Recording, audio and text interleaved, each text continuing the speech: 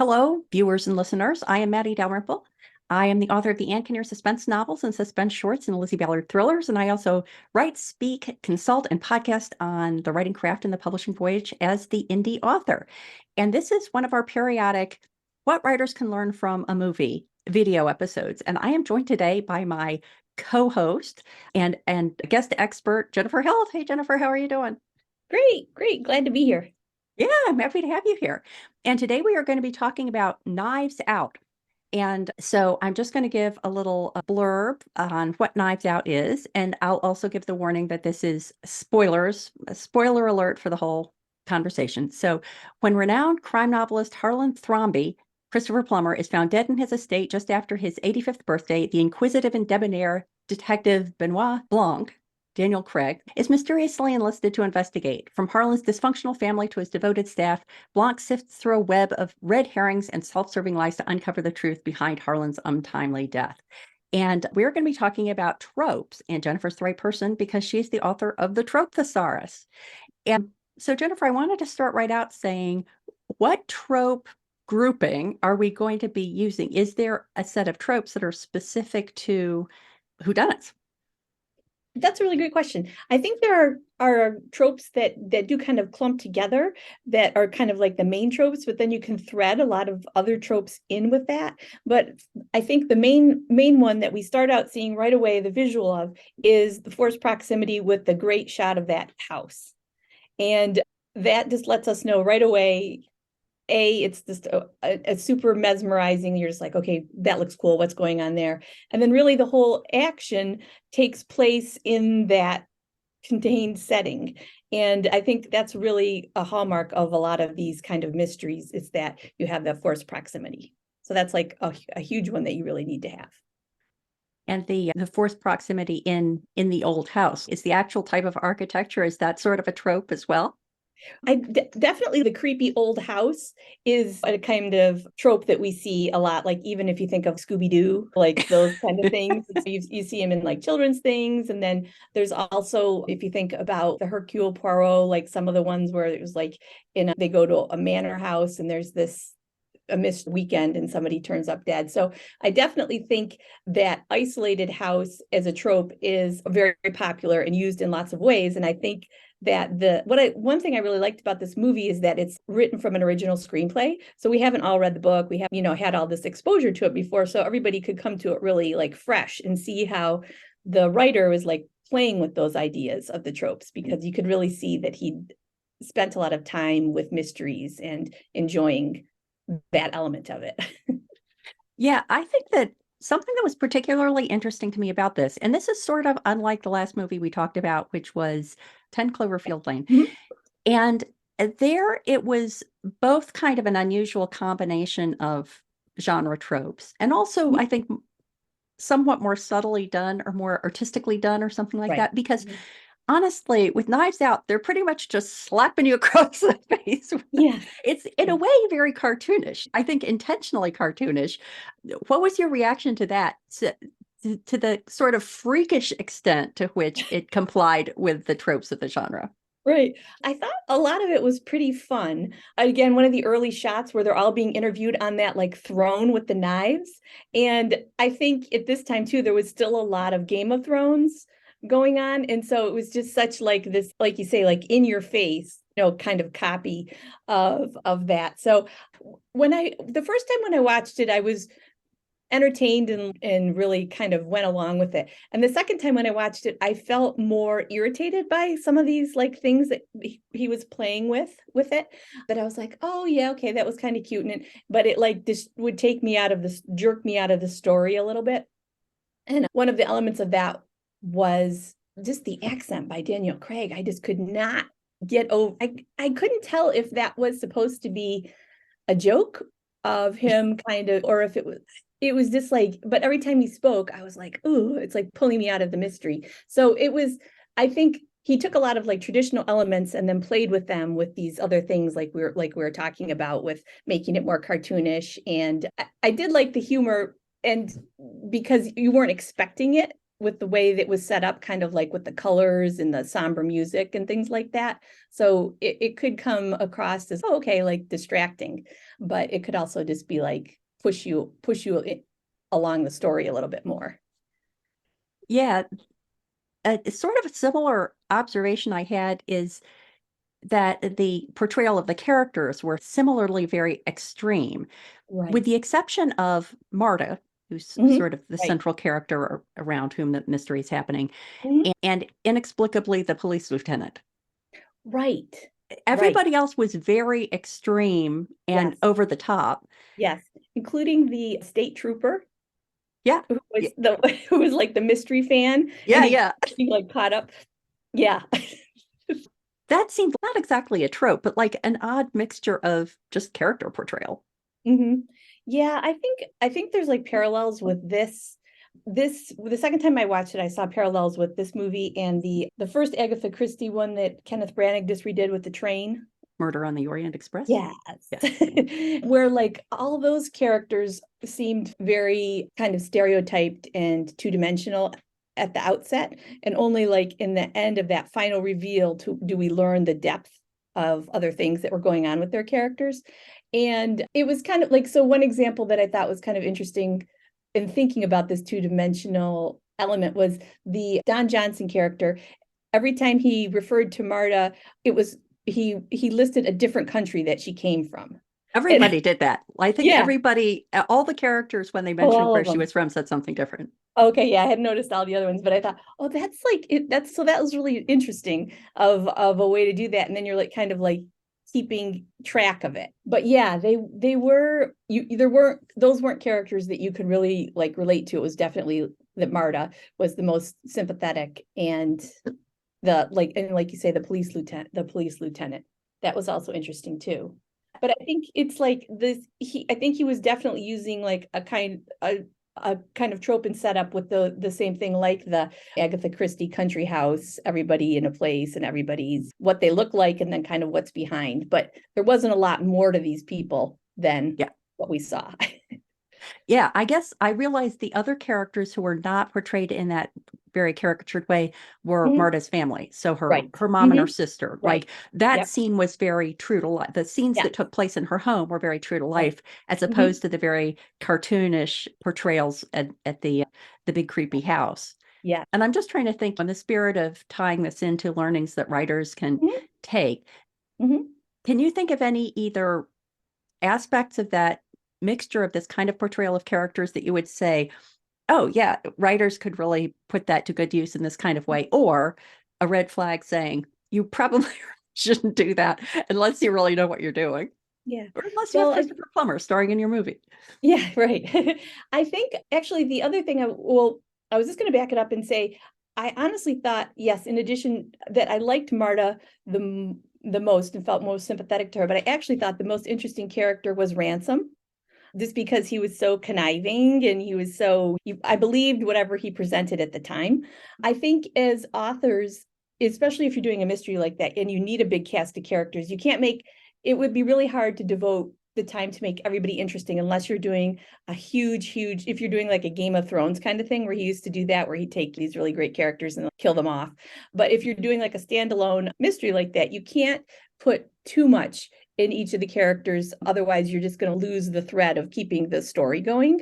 So I think his way of doing that was to like give us little kind of tidbits about the character, but then really try to be focused on the mystery and to not lose sight of that. And I think that's important part of writing mysteries, because I think as authors, a lot of times we just love characters and we can get carried away with that. But we have to remember that we're still taking them on a journey and we still need to have a plot to pull the story through. So I think if looking at it as a whole, I think that's why the movie was successful, was because he never lost sight of that fact of how's it going to turn out, and taking that one thing and turning it into multiple points of who was going to be with the will and was Marta going to get away with it, and how all those things kept changing was a really important thing for us to keep in mind if you're working on mystery.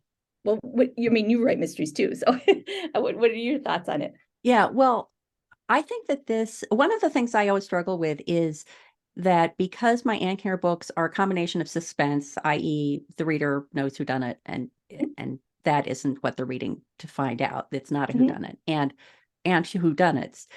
This is definitely a whodunit because I think the fun of this is watching like a puzzle. Are the pieces fitting together? There's like the reveal and then the reveal, and Right. there's the fun of the puzzle aspect of it. And I think it's an intriguing combination of those things that people want to see in every movie like that, like the creepy old house and the Mhm. dysfunctional family Mhm. and the eccentric investigator. And yet I think quite a clever reveal, double reveal kind of thing at the Right. end. But I also think that overlaid on that, the part that I think most writers should not take a lesson or try to take a lesson from this movie about is that I think part of the fun is saying, oh, look, it's Chris Evans. He's Right. pretending to be conniving. Look, it's Yeah. Christopher Plummer. He's pretending Right. to be something else. So Yeah. I never lost sight of the fact that it's the Miami Vice guy, but he turns out to be a Yeah. racist. So there was I don't think that was even I think that was intentional. Like I Mhm. think part of the tongue-in-cheek part was watching these well-known actors kind of laughing at themselves. And you can't do that. I just don't think there's an easy to understand book writing equivalent to that. What do you think about that? Yeah. Yeah, I was just trying to think of a sat if there's something like that I've read that's like a mystery satire in that way. Well, I was thinking of sometimes Grady Hendrix. I don't know if you've read any of Yeah. his. Uh-huh. Yeah, sometimes he does kind of send ups of like the Southern Vampire Book Club. I guess I was thinking of how that was kind of had elements of satire in it of different things. But it's yeah, I think it's probably like you're saying the difference between of the visual media and like where you're creating images in your head because it's so common now with the visuals like all the animated movies and things like that. I don't even know who these characters are, but it's this actor, that actor, and that those are like those voices are those characters. Yeah. They don't even try to make them into somebody different. And so I think it's like that kind of well, it's actually like branding, really. So it's kind of interesting how it's permeated our visual storytelling. And yeah, we thankfully we still are a little free of that in the written word for now, at least. Yeah. We can do Yeah. that. There is this sort of background question that I would have about how did they pick these people for these parts? Did they say, Mhm. oh, Toni Collette, I totally want her for this? Yeah, Or they were like, let's ask around and see who wants to yeah. play this really. I mean, they're all pretty unpleasant. Right, right. Yeah, yeah. And I think it's probably pretty fun to play those kind of characters, I would think, Yes. as Well, you opposed to can like, tell. I especially think Don Johnson and Jamie Lee Curtis seem to be mhm, having the most fun mhm, being really reprehensible characters. mhm. And Don Johnson plays a similar kind of character, I would say much more subtly done, and there's a lot more time to develop it in The Watchmen on HBO. There was a series and he put and you're just like oh it was really good and it was the first time I'd seen him in something of oh wow he like can actually act because I just remembered him from Miami Vice Yeah. and so that's kind of an interesting thing to as a juxtaposition if you happen to see both of them because it's a similar character but one has a much shorter reveal to who that character is than the other and he had a lot more time to do things with it in the Yeah. second one but yeah, I think the reveals within reveals I really enjoyed the second time when I was going through it and the artistry of oh the plotting necessary to do that and who knew what when and how they were showing us different perspectives of the story Yeah. was really well done.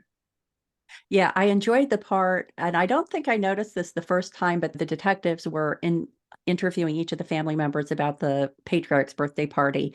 And Mhm. then they would say, oh, we had a wonderful time. And then they would show a scene like a flashback. And each time the people who were standing around the father when they brought the birthday cake out were different. Like Yeah. it was whoever was telling the story at that moment were the people who were surrounding him. Oh, I hadn't noticed Which I that. thought That's was great. clever. I can imagine Yeah. some like actual sort of Yeah. transferable ideas there. Right. And the other thing I thought was clever is there were these things like there was the part where Don Johnson is the whole family's engaged in this really offensive conversation about immigration, and Yes. then they call in Marta because they're going to hold her up as like Right. this is a good immigrant. And then Right. while he's talking, Don Johnson hands her his cake plate Yes. for her to take away like she's the maid. And I think that was I was reading through the IMDb Oh, trivia, and I think that was mhm. not scripted, like Don Oh, Johnson just did that that's on the spur of great. the moment. But I think a good lesson is Mhm. those little gestures that you can Yeah, incorporate into characters that are even more telling than it's not what they're saying, it's what they're doing. And that's yes. kind of a perfect example of that. Oh yeah, yeah, that absolutely. And this, I enjoyed that about the Toni Collette character because it seemed like her character was supposed to be kind of a jab at Goop, the Gwyneth Paltrow thing, but not actually successful because he was always having to funnel money into it. Yeah. But it was just kind of interesting, yeah, all the kind of things that she was doing with that, and the way they dressed, and just like at the party she's like dancing like seductively. Who would do that at a family birthday party? Just they're like each in their own head, like you said. Yeah, and she's trying to pull Jamie Lee Curtis onto the up to dance with her, and Yeah, Jamie Lee yeah. Curtis like isn't even bothering to stop talking to her Yes, she's talking yes, to. She's yes, just right. totally ignoring her and kind of like pulling Right. her hand back. Yes, yes, And yes, then Toni Collette's character dances away, and it's clear that yes. this is not the first time she's faced that kind of Exactly. thing. Yes, I thought that was really great too. And with those kind of things, I'm always like, oh, I have such respect for actors to be able to communicate those things physically, because it's like when I was younger, I just kind of more was thinking, oh yeah, it's just about lines and stuff like that. But it's really how you embody like the space, and how the good ones can do that and bring a whole other level to it. Yeah. Realize that Oh, go ahead. the other character, I keep thinking of the couple of other characters that were Sure. not this caricatured portrayal, and the other one Uh-huh. was the daughter Meg, who's Yeah. sort of friends with Hmm. Marta. Was I think the final character I can think of who wasn't sort of caricatured like that. Hmm. And I guess it was necessary for Marta to have some ally within the family, Hmm. or maybe to have someone she thought of was an ally and whose betrayal of her Yes. was more shocking than anyone else, because Yes. the daughter does betray her Right. in a way, and then later they have kind of a reconciliation. But Hmm. do you have any thoughts about why that particular character was portrayed in a more realistic way? Yeah, I think I was thinking the same thing. It was because they're like closer in age. And I think also it was supposed to be like the daughter had the more like liberal values of the mother, I think. So but it was just pretty interesting about how the mother was like, oh, well, but I can't pay for your school. And so all that is gonna change. And the pressure that puts on the daughter. But yeah, I think it is really important to have these like betrayal scenes. And that was one that you kind of weren't expecting, Yeah. where the rest of them, because they are so nasty, you kind of figured they were going to go against her. I was thinking of kind of the whole trope of mistaken identity, and that there's a lot of that in this, and which helps push the story through, but in a way that's the way they use the daughter for that was that Marta thought she was her friend, and like when push came to shove, she was more allied with the family, at least initially with that. So the one character who remained puzzling to me, who didn't was the housekeeper. Yeah. Because she was like, there was like more of her but she didn't really figure that much till the end, where they had the scene where she was dying. So I was kind of like a little confused in a way why they had her, except that I guess they needed her for the red herring of the blackmail. But Right. Yeah, yeah. I can't really think of another character within the family that they could have assigned that to, Mhm. who wouldn't have broken this sort of almost unrelenting pool of unpleasantness. Right. So I guess that was necessary. And I suppose also, spoiler alert, the fact that the implication is at the end that Marta is going to take care of the family, that it sort of softens the blow. Like you really just want her to kick them all out because they're all such Right, jerks. right. But Yes. maybe the fact that her more peer, her friend, is part of the family, and it's kind of an all or nothing thing. If she's Mhm, going to help her friend pay for college, then she kind of mhm. has to help everybody. So if one of them is less of a jerk, maybe it's more Yeah, palatable at the end. yeah. When I watched it the second time, I wasn't as clear on that she was going to help them at the end as the first time I watched it. And Mhm. I don't know if that was just like wishful thinking on my part, but I liked that her mug had My the my house. house, my Yeah. rules Yeah. My coffee, I think Yeah. it was. And I think also the fact that she goes out with the blanket around her shoulders, which kind of Yes, makes her look like the Queen of England, yes, I yes. thought was telling. Right. And she's dressed so not glamorous through the whole movie, Uh-huh.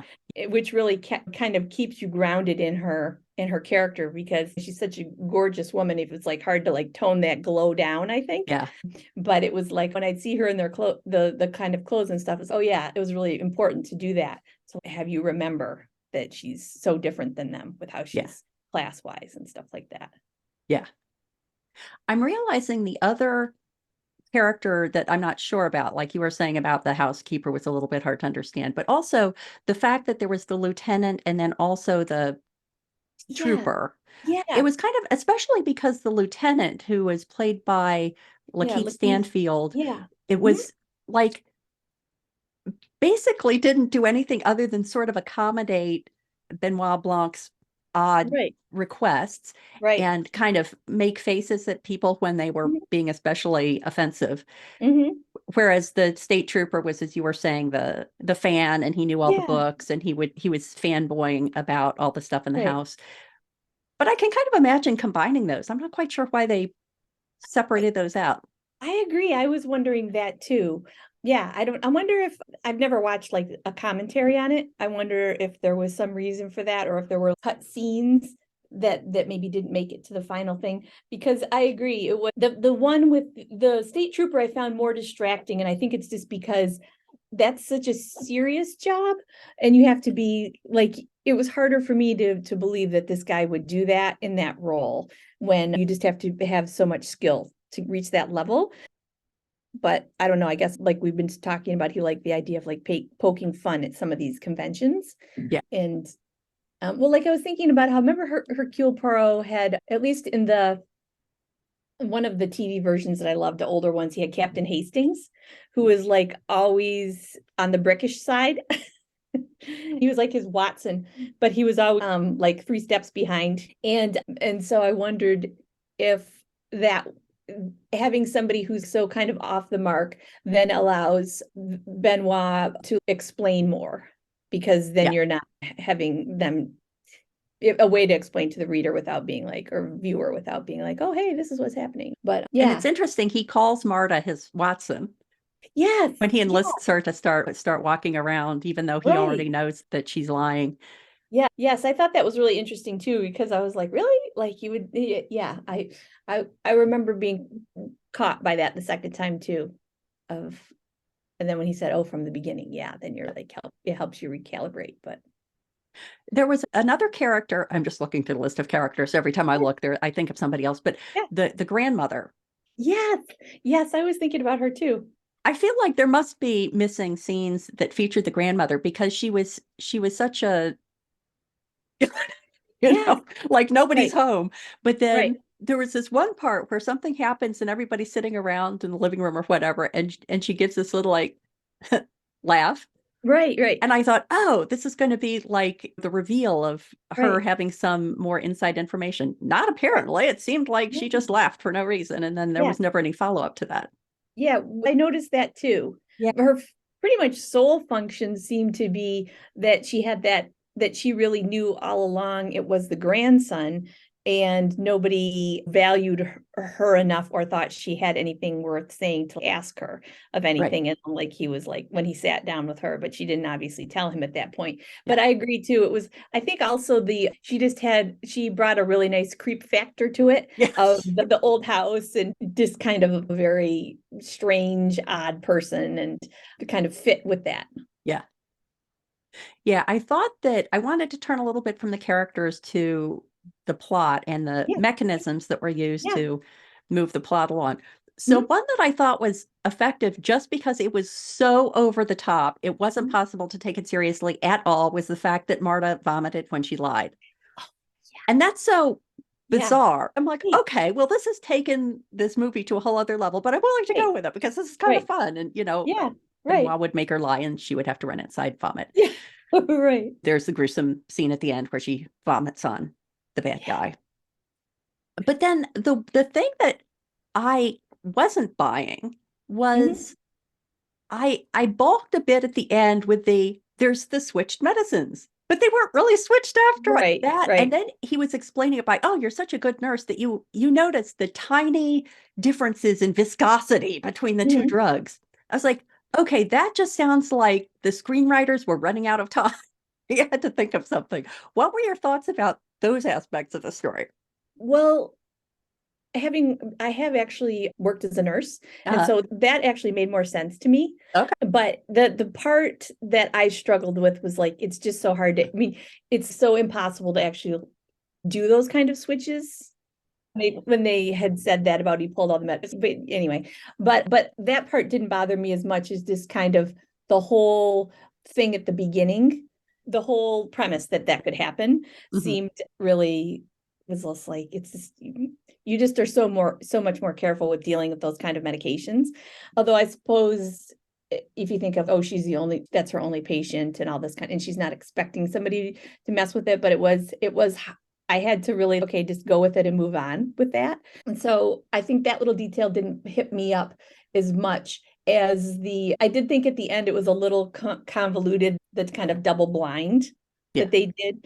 And I hadn't remembered that from the first time. I had thought it was just because they had been switched that whatever, she was absolved, even though it had killed, was supposedly killing him. So yeah, I think it was just a mechanism and kind of a clunky one at that. But the whole like her medical bag being missing and all that kind of stuff, I was expecting there to be kind of more of that made because it's such a big deal, and that they were just like, oh, it probably got picked up, or it was like that would be such a huge piece of evidence, and I think it would have been a lot more important than just kind of the trooper and the lieutenant were like, oh, it must have gotten picked up and you can look for it later or something like that. I think what was really interesting was like just the way they kept layering the plot in terms of, okay, so he died and it was suicide, and then then we discover, then maybe it wasn't suicide, and then there's pretty early on, because it was like a mid part in the story that she learns that she inherits. So then Mhm.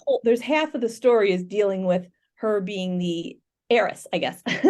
So that was something that I hadn't thought about when I watched it the first time. So that was really interesting to see how how he stacked those plots on each other, and the way he did it was with like flashbacks and reveals and those kind of things. So I thought that was interesting to kind of like study the structure of the plot.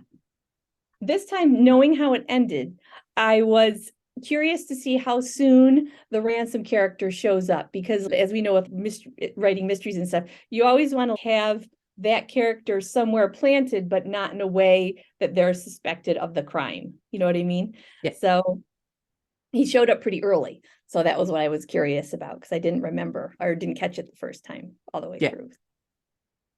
Yeah, I think that the first time I saw it, I was assuming that anyone who was really unpleasant was not going to be the killer because Mhm. Right. it's going to be unexpected. So it's going to be someone like it really is going to be Marta or something like that. Mhm. I mean, Right. in the sense of intentionally killing him. Right. And then when he was so unpleasant, like he was actually more unpleasant than even the other unpleasant members of the family. Yeah. The Yeah. first time I saw it, and then they were in the restaurant after he kind of rescued her from the family, and Right. they're sitting in the restaurant, she's eating. I thought, Yep. okay, well, maybe he's actually not a bad guy because that would be Right. kind of an interesting twist. But Right. yeah, Right. Yeah, no, and I mean, I really felt like his character, like I said, was the most enjoyable from kind of a writerly standpoint of just he was so convincing of all his layers, and then like how his plan didn't work. So they showed how he kept, kind of finagling it to get it to work. And yeah, yeah, I really enjoyed the levels that he brought to it in that way, because he was just so convincing as being this, and you're like, oh, there's somebody who's there for her at the family, and he's not as blah blah blah blah and all that. And yeah. yeah, it was a really good role for him when I haven't seen him do. I think the only other thing I'd seen him before that was Captain America, Uh-huh. and it was just, this was like such the opposite of that. Yeah, it's like Captain America meets James Bond. Yeah, yeah, yeah, right. And Um, Captain America was like such the goody two shoes guy. So to have him be, you know, awful. yeah. And then interesting, the little things I liked going through it. Like I hadn't noticed before, like when he's walking up to the house and he says his name is Hugh Ransom Twombly, I guess it was, or no, it's he had a different last name. And then he said, oh, but the help calls me Hugh. And then they later with the housekeeper, that whole thing. Yeah. Like, oh, I hadn't put all those, like the first time I'd watched it, I hadn't put all those things together. So they did I thought they did some nice jobs of sliding those kind of red herrings in. Yeah. In places where you weren't expecting. Yeah, that's one of those ones where it makes me realize that anytime I read a book with someone named Hugh, at some point now I'm expecting that it's somebody's going to misunderstand and think somebody's saying you. You, right. Yeah, there were a couple of things like that. I have to say that the part that made me laugh was at the very, very end when Ransom tackles Marta with Yes. one of the Oh, knives yes. pulled from the thing, and then they're lying Yes. there on the ground, and Yes. it's buried in her Yes. chest up to Hilt, spoiler alert, and then Right. goes, Yep. Yes. and That it's, was it's great. like shit. Yes. Because it's a prop knife. Yeah. I thought that was very funny. And wasn't there something earlier? But there was something earlier with the grandfather, wasn't it? Where he said something like, you don't even know what's a prop. I thought there was, yeah. Yeah, because he was holding the knife. It was when they were playing Go, and he's holding the actual knife. Yeah. And he's doing a little speech about, I don't even remember what, but he does say that sometimes you can't even tell the difference between the real thing and the prop, and he's holding the real thing because it's the thing he ends up killing himself with. But the other thing about the end, here's the other thing that I thought landed a little differently than I would have wanted. Mm-hmm. And you have this thing with it's a fake knife, and that's funny. Right. But I think that the end of the story, like clearly they needed to make Marta not a murderer. They needed to absolve her of that. Right. But the part where the patriarch kills himself because he thinks he's going to die, and he actually wasn't going to die, so he could have been fine. Right. It felt so tragic to me that it was like, I don't know. I kind of wanted them to pick a tone and stick with it. Yeah. Because that was truly tragic. I mean, that was truly tragic. And they kind of, I think it was a mechanism, not one that had been maybe as thoroughly baked into the lead up to the ending as it could have been. Yeah, I think I did think it was surprising too.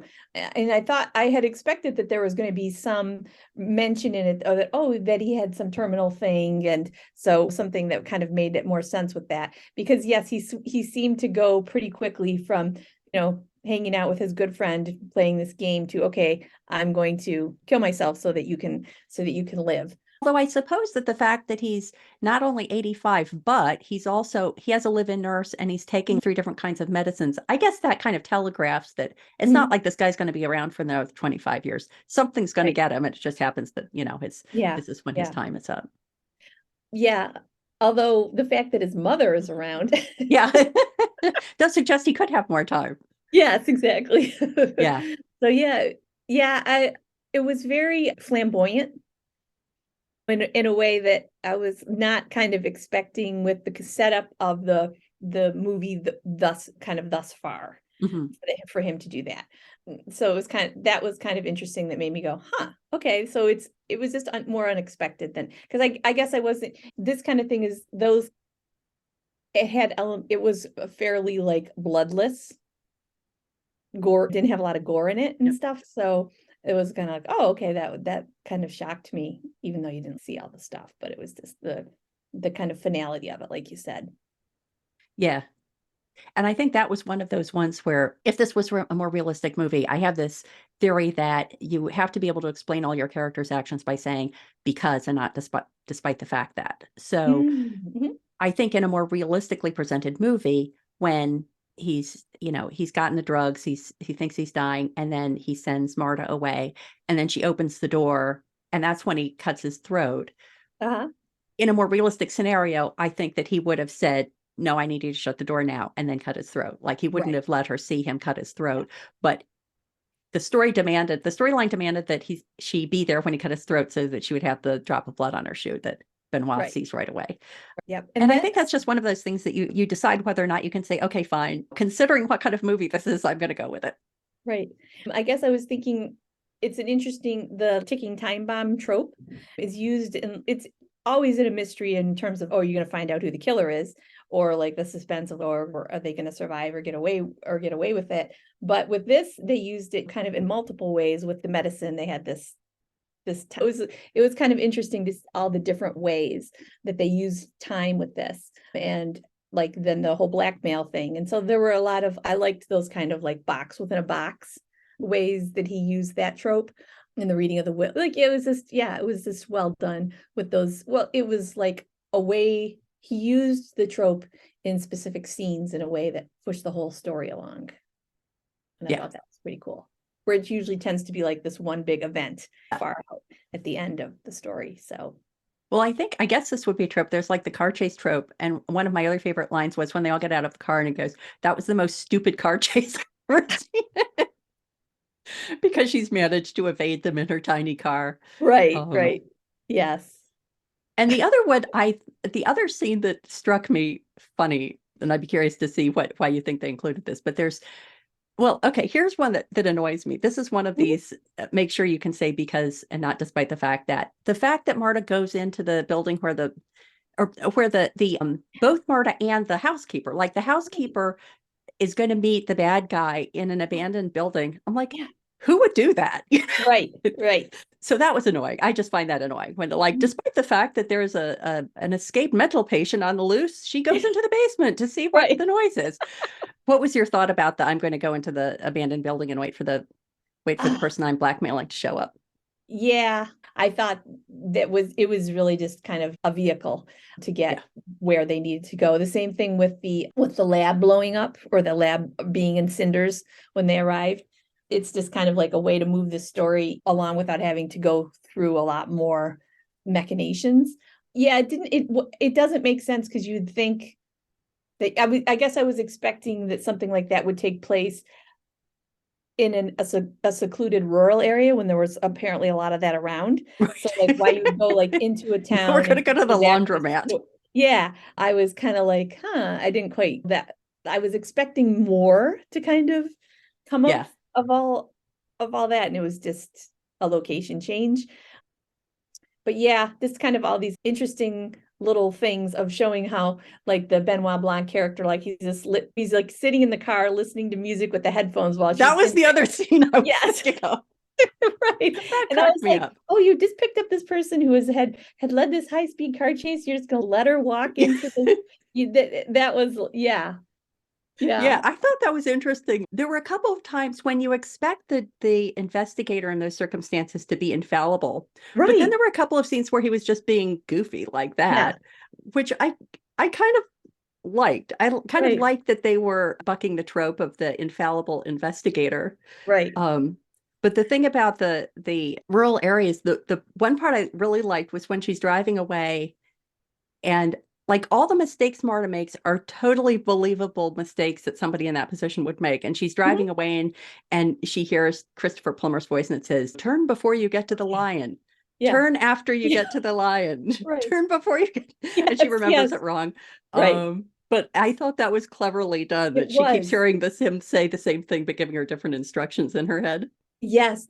No, I thought that was really good too, because most of the time you just like, you're expecting them to just execute it, boom, boom, boom. But it was very clever in this thing to play on, the realness of humans, that in a stressful situation, you're not going to retain it all, so that she struggled with that. And so I was like, oh, that made it palatable for me, because it wasn't that I wasn't hearing the same thing twice.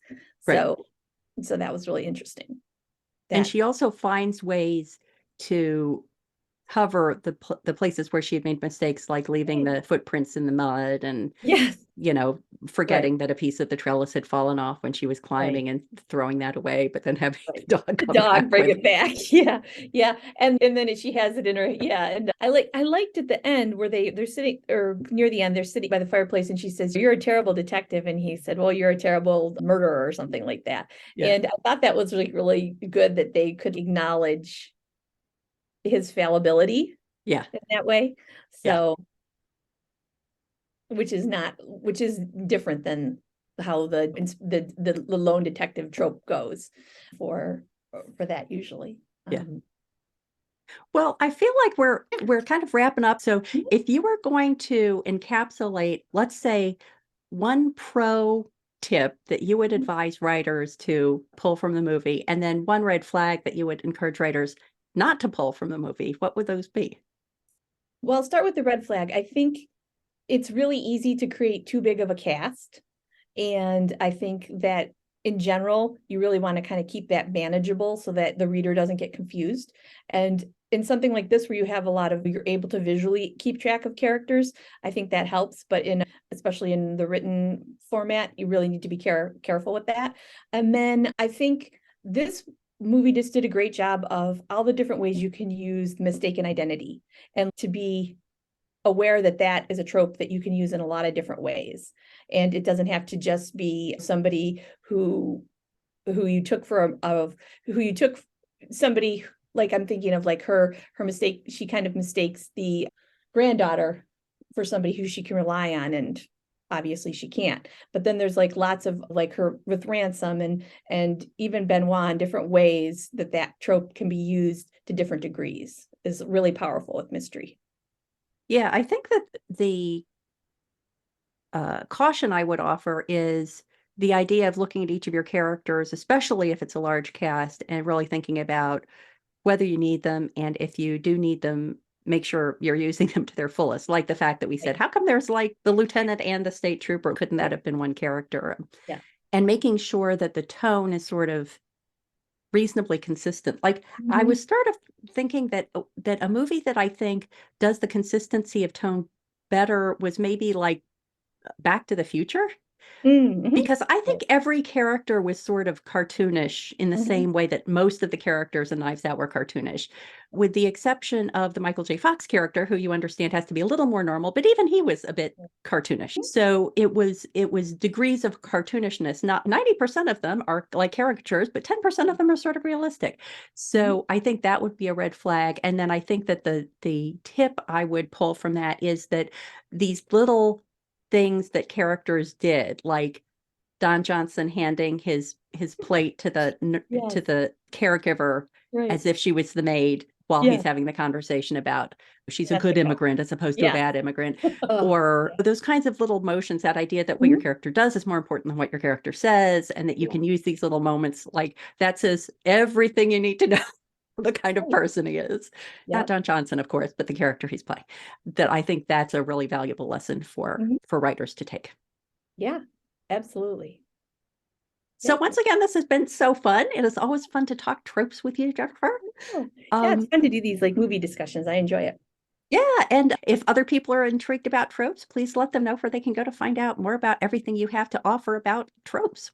Oh, thanks. Yep, you can just check me out on my website, www.jenniferhilt.com, and there's all kinds of goodies listed on there. Great, thank you so much. Okay, thank you. Take care.